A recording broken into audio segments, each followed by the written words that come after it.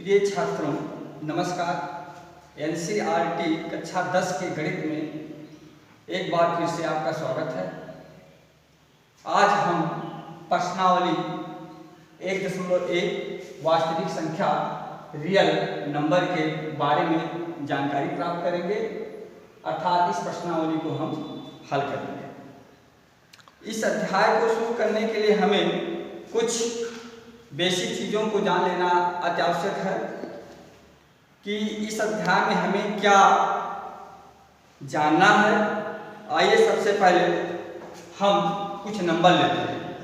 जैसे हमने संख्या लिया 17 में हमने 3 से भाग दिया। 3 से भाग देने पर 3 बचे 15, यहाँ से 7 से 5 के 2 हासिल है। यहाँ पर आप जानते हैं यहाँ 3 भी कुछ है, 17 भी कुछ है, 5 भी कुछ है और 2 भी कुछ है। 5 को हम भागफल कहते हैं। भागफल को हम दर्शाते हैं स्मॉल q से। हमारा यहाँ पर 2 है, 2 को हम शेषफल कहते हैं। 2 को शेषफल कहते हैं, इसको हम दर्शाते हैं स्मॉल r से। हमारा जो 17 है यहाँ पे 17 को हम कहते हैं भाज्य। 17 को हम भाज्य कहते हैं, जिसे हम स्मॉल a से दर्शाते हैं। और ये 3 हमारा है, 3 को हम भाजक कहते हैं। 3 को हम भाजक कहते हैं, जिसको हम स्मॉल b से दर्शाते हैं। अर्थात ये प्रश्नावली जो आपका है विभाजन एल्गोरिथम प्रमेय है। इसी के आधार पर हम एचसीएफ निकालेंगे। ये अध्याय इसी पर आधारित है। इस प्रकार यहाँ पर हमने ये देखा 17 भाज्य है, 5 भागफल है, 2 हमारा शेषफल है और 3 हमारा है भाज्य। भाज्य को हम ए से प्रदर्शित किए, भागफल को हम q से प्रदर्शित किए, शेषफल को स्मॉल r से प्रदर्शित किए, भाजक को हम स्मॉल b से प्रदर्शित किए। इस प्रकार हम देखते हैं यहाँ पर हमारा बनता क्या है, भाज्य बराबर भाजक गुणे भागफल प्लस शेषफल। भाज्य बराबर भाजक गुणे भागफल प्लस शेषफल। अर्थात ये आपका हो गया भाज्य आपका a बराबर, भाजक आपका है b q प्लस r। ये आपका सूत्र बना, ये आपका सूत्र बना, ये बराबर बी क्यू प्लस आर। ये है विभाजन एल्गोरिथम प्रमेय। इसी के आधार पर हम यहाँ पर एचसीएफ निकालना जानकारी प्राप्त करेंगे। यहाँ पर कुछ और भी बातें जानकारी होना चाहिए आपको। शेषफल जो हमारा है, शेषफल हमारा है, ये 0 से, जो शेषफल होता है 0 से बड़ा होगा या तो 0 के बराबर। और उसके बाद भाजक हमारा होता है शेषफल से बड़ा होता है। भाजक हमारा जो होगा शेषफल से बड़ा होता है। तो इस प्रकार से हम अपने प्रश्नावली पर आते हैं। प्रश्नावली 1.1 वास्तविक संख्या रियल नंबर। इस आधार पर हम पहला सवाल लेते हैं, जिसमें दिया गया है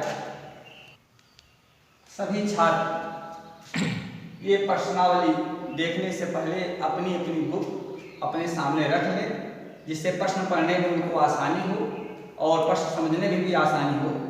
यहाँ पर पहला सवाल आपका दिया गया है कि निम्नलिखित संख्याओं का एचसीएफ ज्ञात करने के लिए यूक्लिड विभाजन एल्गोरिथम का प्रयोग कीजिए। पहला सवाल दिया गया इसमें 135 और 225, दूसरा दिया गया 196 और 38,220, तीसरा आपका दिया गया 867 और उसके बाद 255। चलिए हम पहला सवाल लेते हैं। पहले का पहला यहाँ देखना है हमें सबसे पहले कि इसमें जो सबसे बड़ी संख्या है और वो सबसे छोटी है। तो यहाँ हम देखते हैं क्या कि ये 225 बड़ी है 135, 225 बड़ी है इससे 135। तो इस प्रकार हम 225 में 135 से भाग देंगे।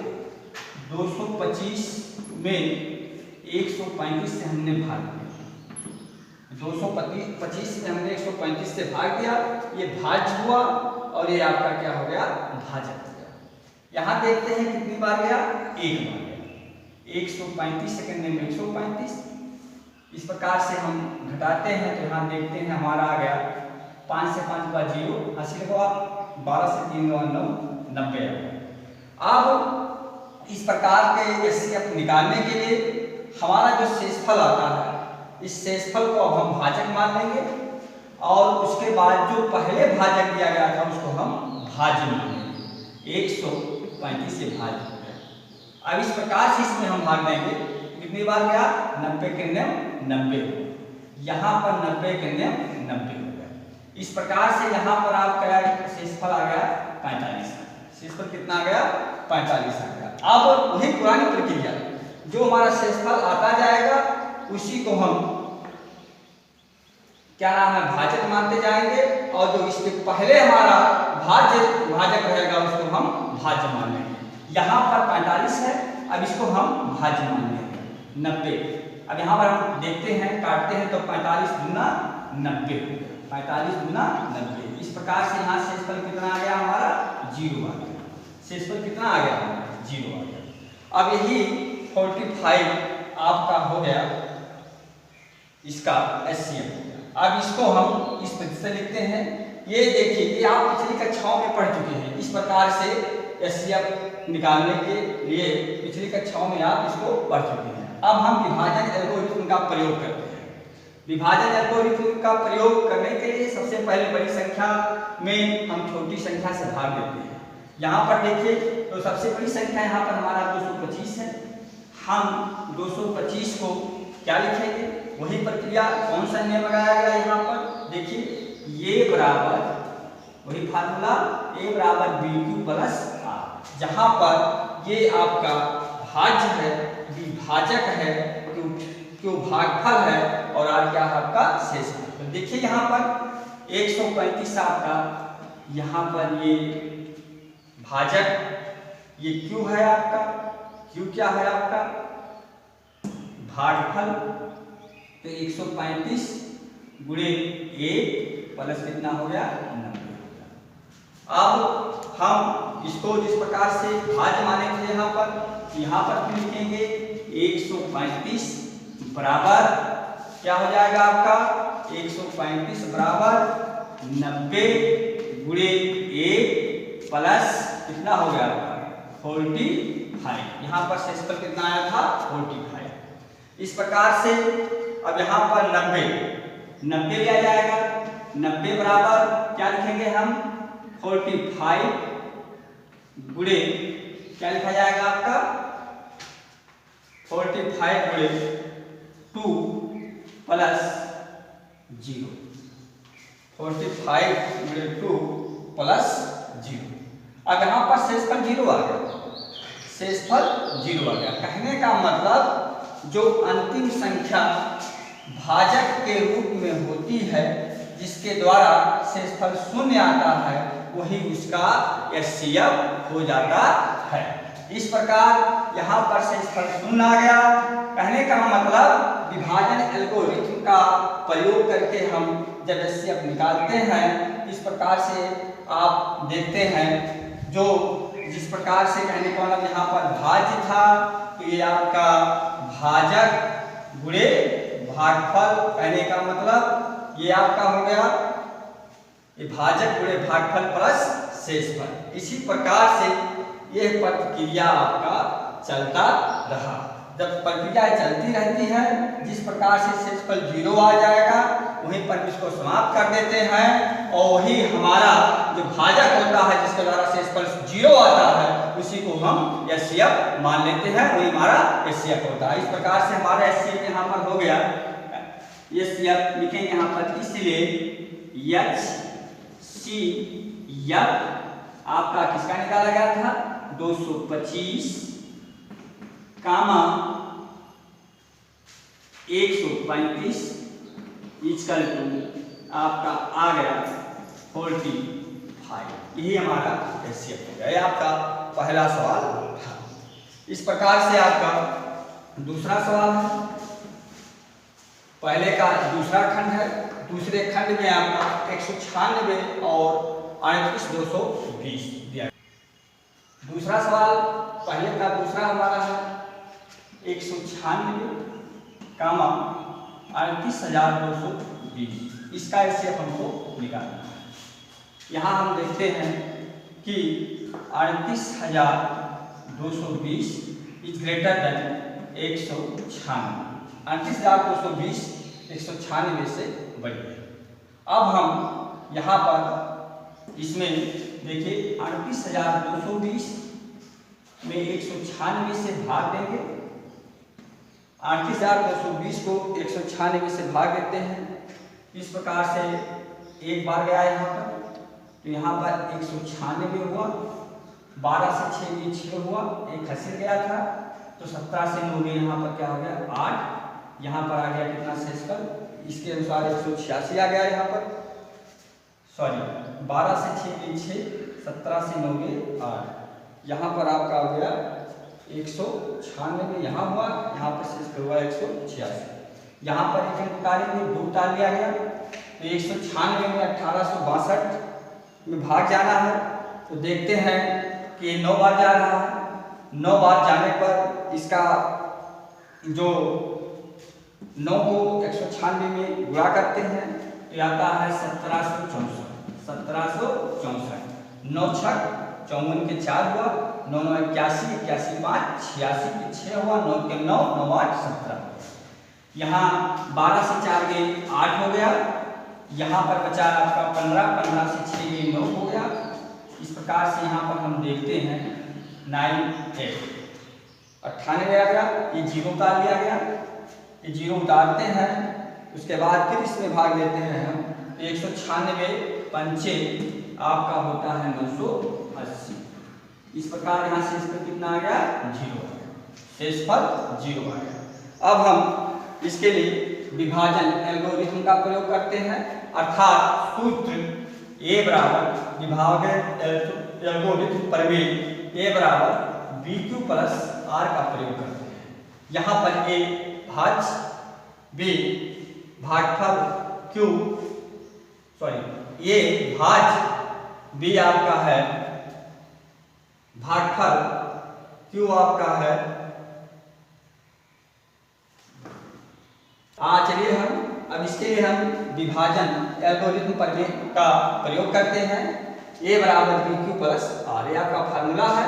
यहाँ पर A आपका भाज्य है, B आपका है भाजक और Q आपका है भागफल और R आपका शेषफल। अब इसी के अनुसार हम इसकी गणना करते हैं।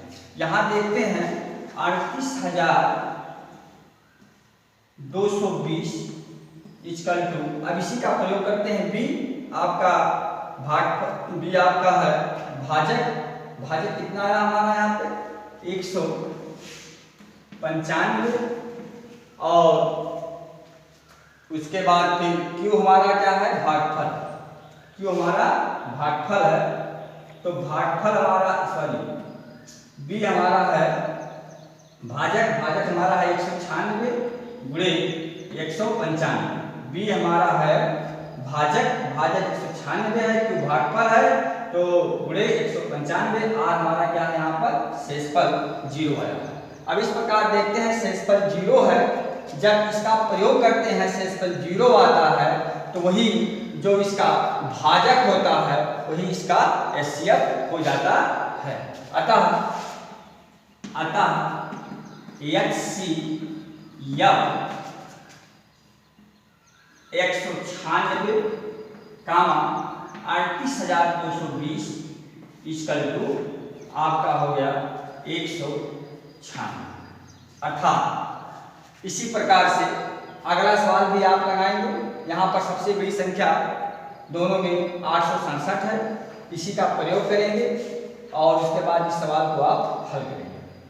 अर्थात यहाँ पर देखिए, इसमें कोई दिक्कत आपको होगी नहीं, विभाजन एल्गोरिथम का प्रयोग करना है और इसमें मेन चीज इसी फार्मूले का प्रयोग करना है।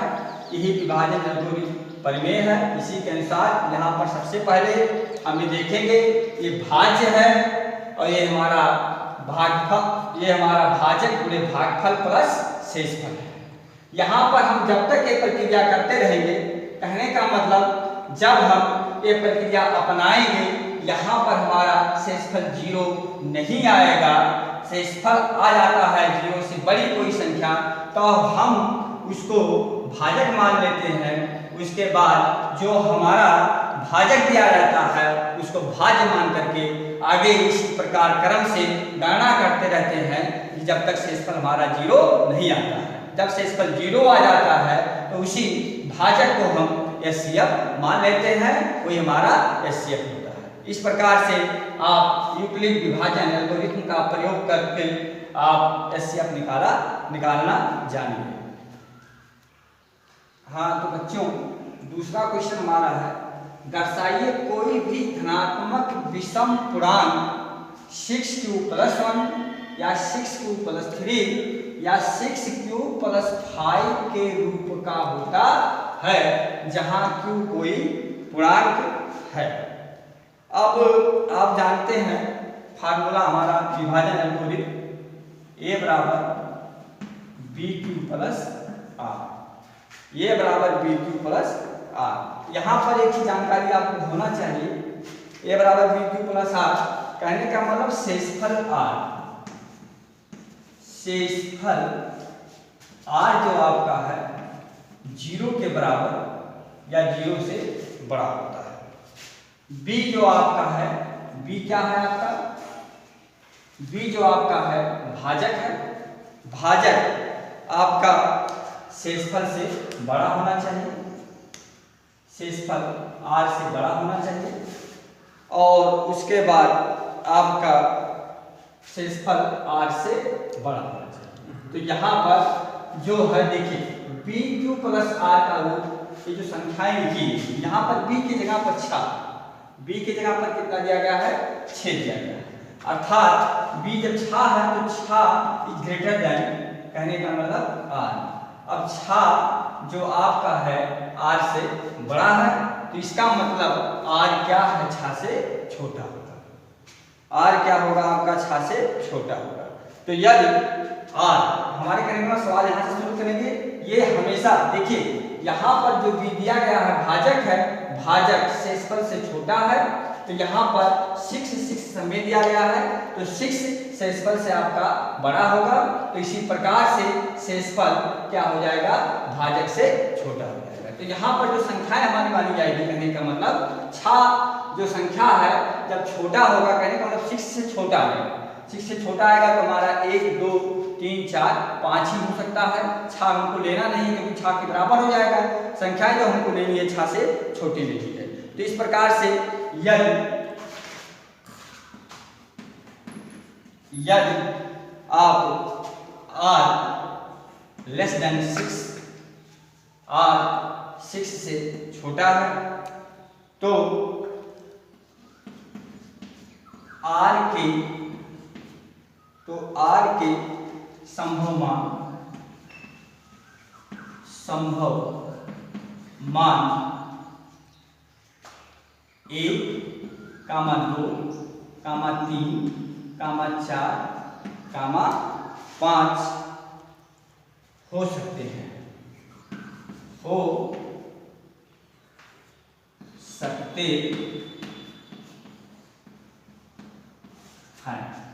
कहने का मतलब r इज लेस देन 6। ये आपका जो संख्याएं लिखी गई है 6q+1, 6q+3, 6q+5, ये आपका a बराबर bq+r के रूप की लिखी गई है। कहने का मतलब यहाँ पर b बराबर 6 है। तो इस सवाल को हल करने के लिए हमें इन बातों का ध्यान रखना होता है कि शेषफल जो होता है हमारा 0 के बराबर या 0 से बड़ा होना चाहिए, और हमारा जो भाजक है भाजक शेषफल से बड़ा होना चाहिए। तो भाजक हमारा यहाँ पर b के स्थान पर 6 लिखा गया है, तीनों में 6 है, तो इसलिए 6 आपका शेषफल से बड़ा होना चाहिए, अर्थात शेषफल जो होता है भाजक से छोटा होना चाहिए। तो यदि r इज लेस देन 6 तो r के संभव मान क्या हो सकते हैं हमारा 1, 2, 3, 4, 5 हो सकते हैं। अब हम जब r बराबर 1 लेंगे अर्थात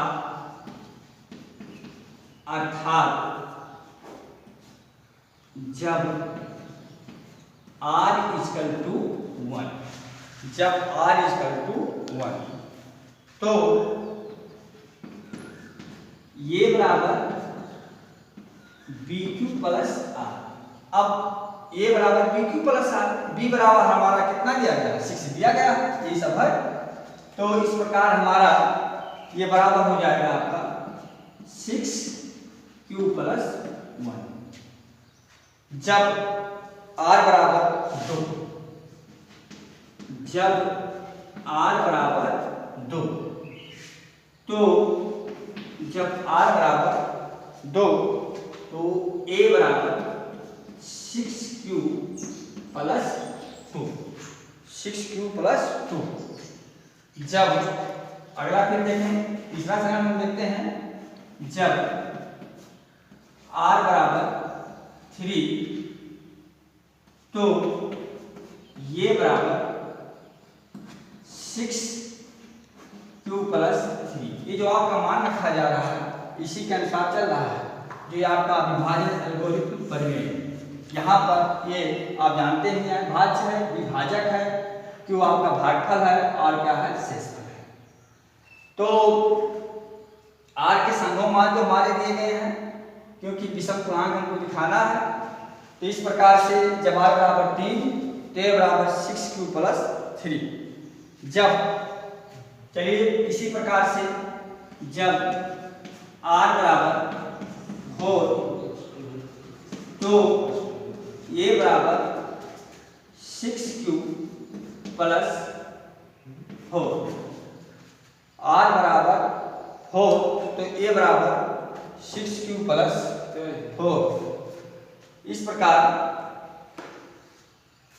चलो हाँ, तो बच्चों इतना जो है आप सब नोट कर लीजिए और नोट करते रहिए और समझाते रहते हैं आप। यहाँ पर B का जो मान दिया गया है 6 है, B का मान जो दिया गया है 6 है, इसको याद रखेंगे आप हमेशा, क्योंकि इसी सूत्र का प्रयोग कर रहे हैं। जो B के मान है यहाँ पर देखिए 6Q plus 1, 6Q plus 3, 6Q plus 5, ये B बराबर 6 है। और R के संभावित मान आपको जो दिया गया है 1, 2, 3, 4, 5 हो सकते हैं, क्योंकि R आपका यहाँ पर है 6 से छोटा है, इसलिए R के संभावित मान आपका 6 से छोटा 5 ही तक होता है, इसलिए 1, 2, 3, 4, 5 होगा। तो ये आपका इतना हो गया, अभी R बराबर 4 तक ही रखा गया है। अब हम इसको मिटाते हैं, इसका अगला स्टेप शुरू करने वाले हैं।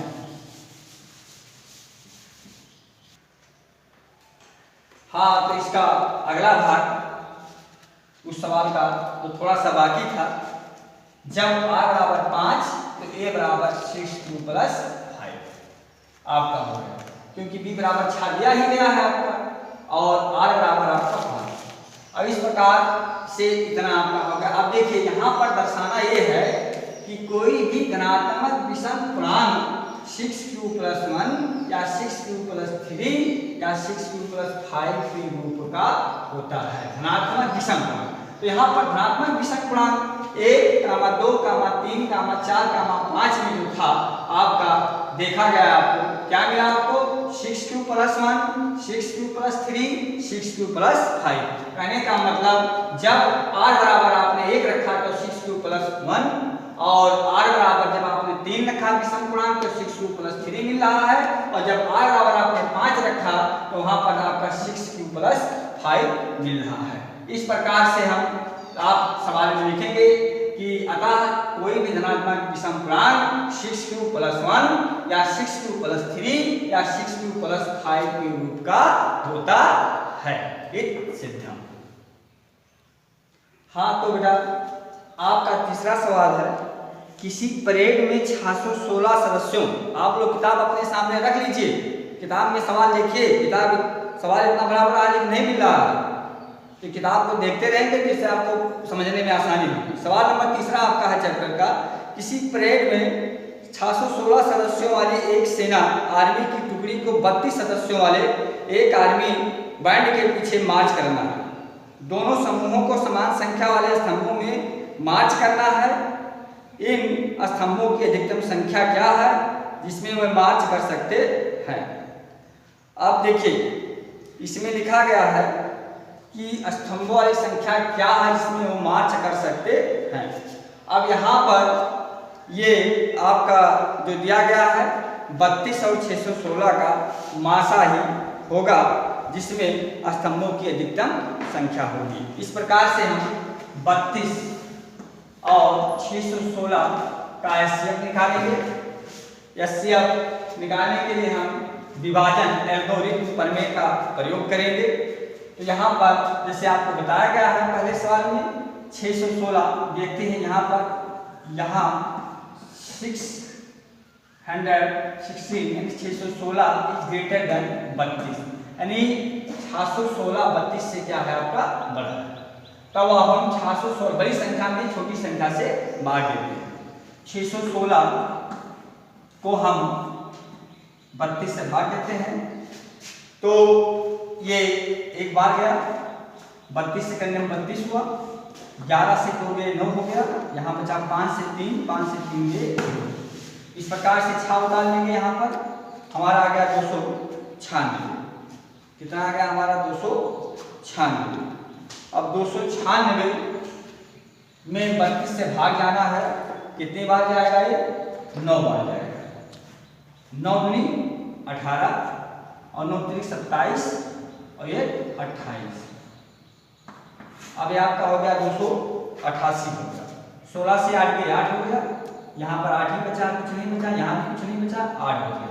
अब 8 देखते हैं क्या, 8 हम क्या देखते हैं कि हमारा शेषफल है और 8 शेषफल क्या है, भाजक से छोटा है। भाजक से क्या है, छोटा है। तो जब भाजक से छोटा आ गया तो ये शेषफल हो गया आपका।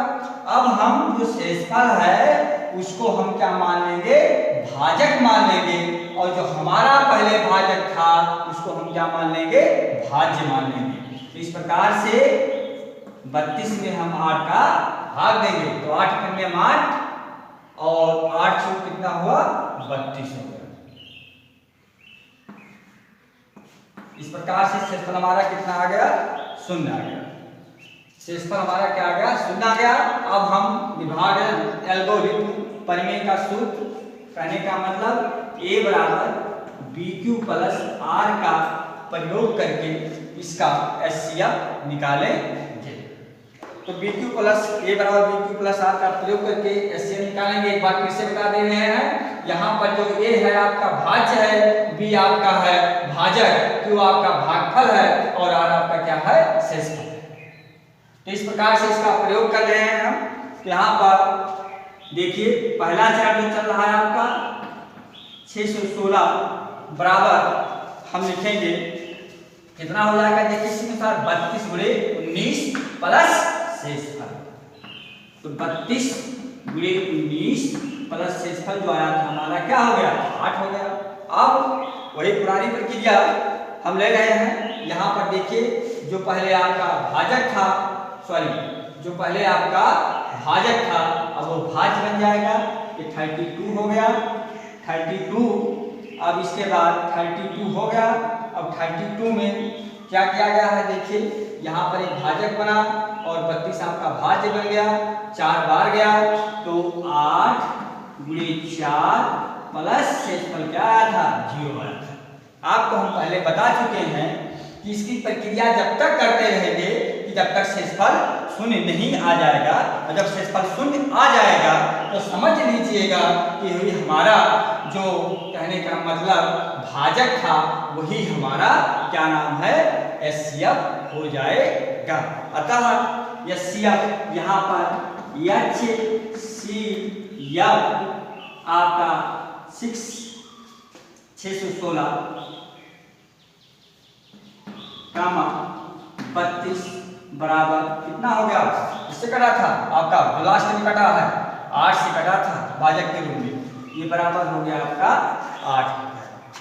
इस प्रकार से HCF आपका इसका 8 आ गया। अतः स्तंभों की अधिकतम संख्या 8, अतः स्तंभों की